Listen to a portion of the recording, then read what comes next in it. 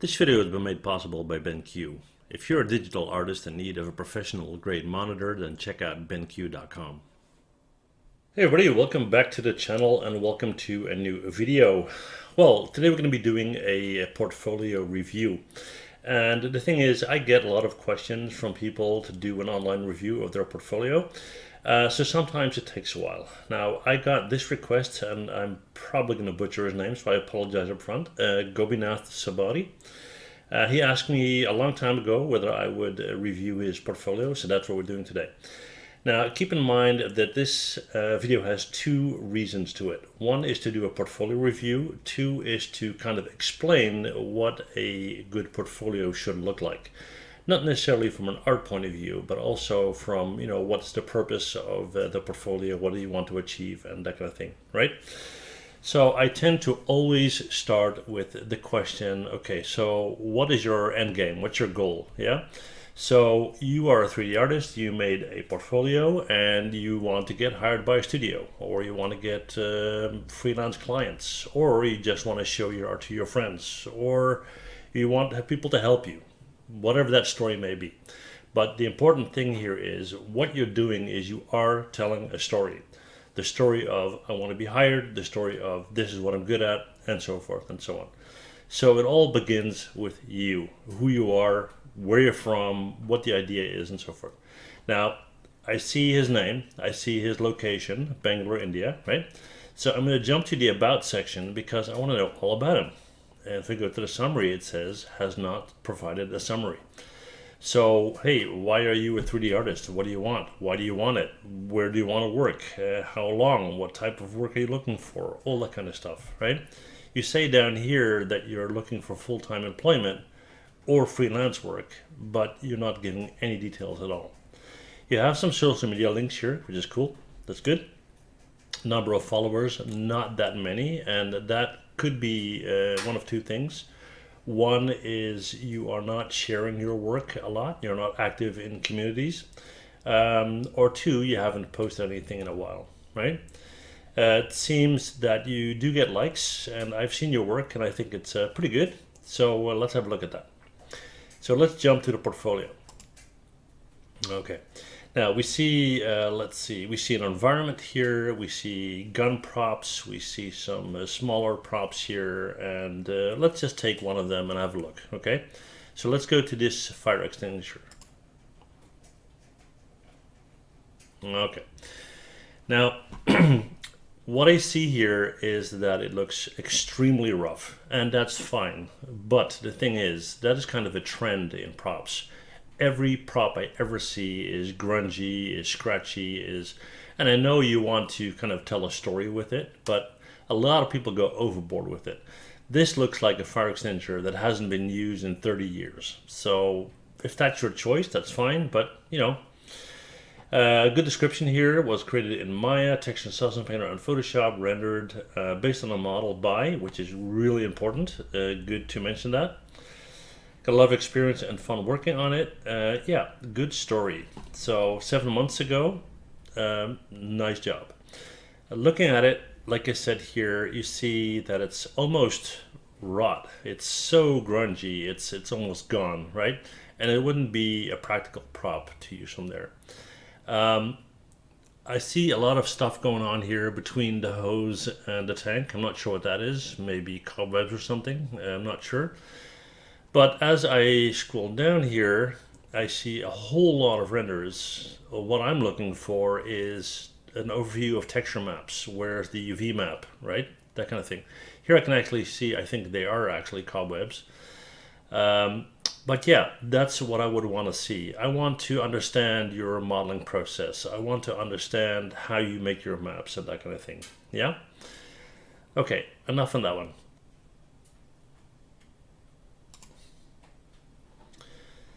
And let's look at the truck here. Okay.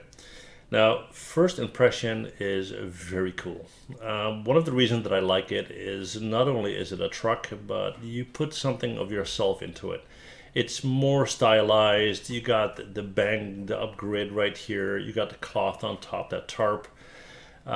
Still a little bit too clean for my taste. I mean, if this is all banged up, you would have dents in the front here, scratches and whatnot.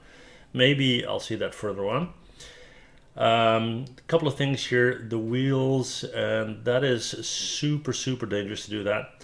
The wheels are a whole lot of repetition. The nuts and bolts are exactly in the same place on every wheel, which is a clear indication that it's a 3D model and not something real. Ropes up here not being tightened down, but I like the cloth and the textile everywhere. I think that's really cool. Also, I get the impression that these wheels are taller than those, while this frame has the same height. Not sure about that. Could be a bit deceptive, but that's what I'm seeing. Overall, I like the model very much. I think it's a really cool model because it tells a story. And again, I'm going to look for UV maps, texture maps, and anything like that, but not there. Okay. Let's see. Okay, so what I want to do next is I want to actually jump into the demo reel because that's where we can do a lot. Now, this is just the environment that has been created, but there's a demo reel here as well. I'm not sure if it's this one. Let's have a look. I think so. So what I'll do is when I play this, I'll cut the music on it because YouTube will, give me a hard time if we do that. So let's just hit play. Kill the volume. And then I'll talk through it as we watch, okay? Okay, first of all, I like the layout for sure. I think it's really cool. Yeah, Unreal Engine environment, it's good to know. Parts of it are textured, a lot of it is not. Kind of strange. First thing I see is a lot of repetition. Every car here is blue. Every car is identically placed, perfectly placed, exactly the same, which is unrealistic. Let's see, separate buildings, but exactly the same texture. That's kind of an issue as well. Again, the cars here, all the same. A guy standing here in the A pose, that wouldn't make sense. If you want to make your environment more real, you would maybe have one of the lights busted, you would have some junk on the floor next to this container right here, maybe some graffiti on the wall. Yeah, again, the cars. I mean, here's a sign that's, not done yet or whatever, and that's kind of cool.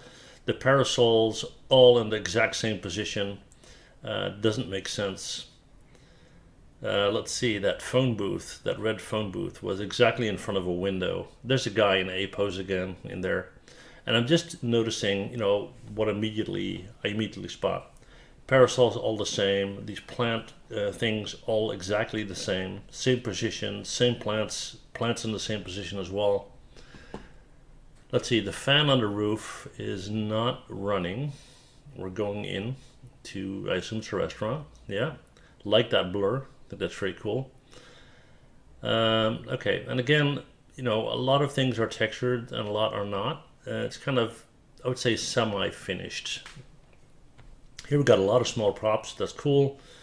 Guy in the A pose again. I mean, if you don't want to do characters, either don't do characters or get characters off of render people, something like that, and then just mention that, right? All the fans are in the exact same speed, which doesn't make sense, and they're all rotating in the exact same position. Again, here repetition on the hoses for the gas station. Every hose is in the same spot. Every hose is, yeah, I know I'm repeating myself, but here's actually a guy, and let me go back here. This guy, see how he's sitting on the bench? I mean, he's kind of a default character, but the fact that he's sitting like that starts to tell a story, right? Okay, we got a little fan in there going on. Products, I mean, if you want to do products like that, everything red, everything green. I guess if it's intended as a concept or for a low poly game environment, it will be okay. Like those carts, they're actually not exactly in the same position, all of them, if we look at that. Show you again. Some of them are closer, some of them are further apart. That is exactly what I'm talking about. That will give you more a sense of reality. Let's have a look here, what we've got going on. All those bottles, all identical. Again, put some in front, put some in the back, rotate a few of them, that kind of thing. We've got this game thingy going on here. Once again, a blue car. And if it's purely to show off the environment, I would give more information on that, right? Nice interiors. And one comment I want to make on the camera action. That's something that I notice all the time. So when you're using a camera to show the environment, it's kind of interesting or important to think about what do you want to achieve with that camera viewpoint. Do you want to give a bird's eye view? Do you want to give a first person view? Because what I see all the time is the camera coming in from a high angle and it eases into movement, which kind of doesn't make sense. I mean, you're not hanging still in the air and then start to move, right? So that ease in, ease out of the camera, I personally wouldn't do that. I don't see that in the movies as well, or either, and I think you shouldn't do that here either. Yeah. Okay, let's continue. Way too many lights going on here. Way too many. I mean, you would have maybe on that whole row, maybe 2 or 3. This is spacing wise a bit better. I can tell you this has been a lot of work, a whole lot of work to do this. And yeah, I have to applaud you for that. I think that looks great. I like that tree for sure, simply because it kind of breaks that repetition pattern. And hey, it looks like a tree, which is good. Curtains not perfectly straight, nice. Some shadows on the walls for the leaves and branches, that's nice as well. This shot is way too fast and kind of doesn't make sense. Let's see what else.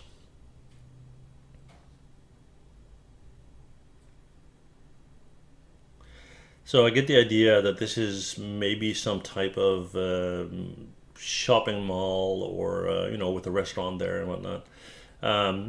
Clearly seeing the subdivision on that fountain there.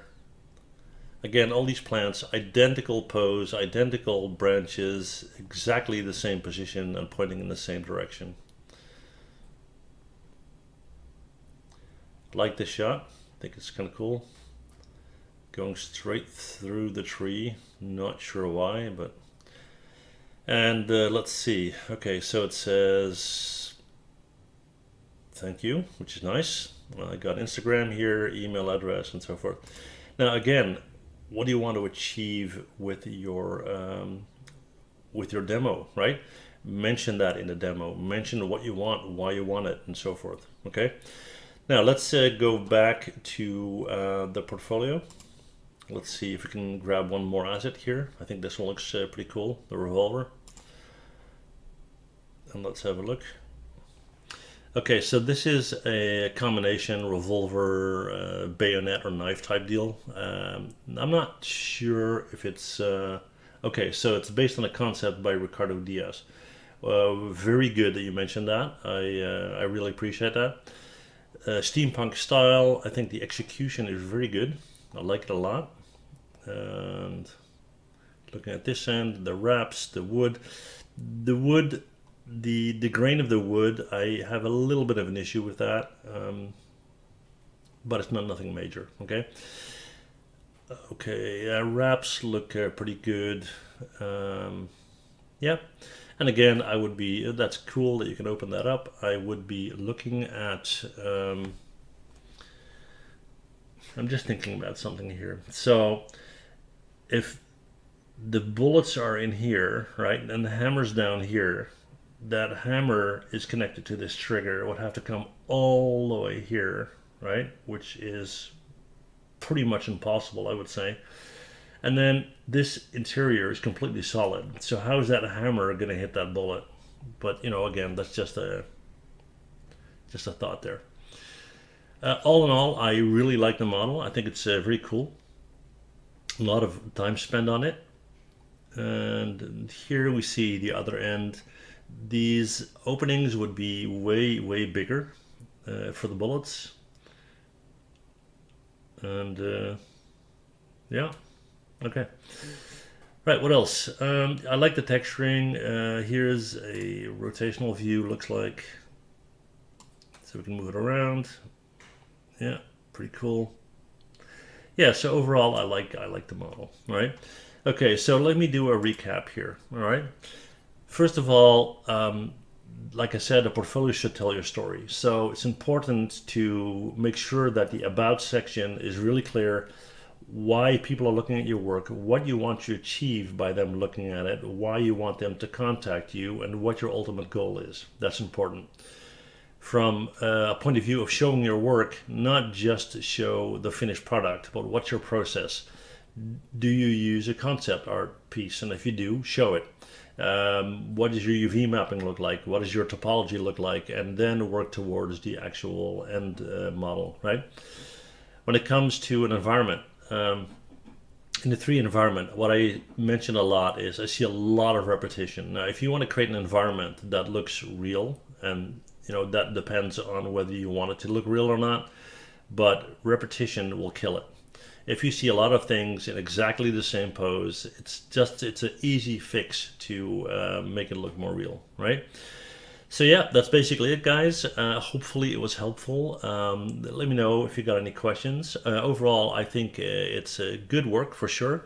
I like the work, I like the texturing, and yeah, if you want me to review your portfolio, let me know in the comments. Okay?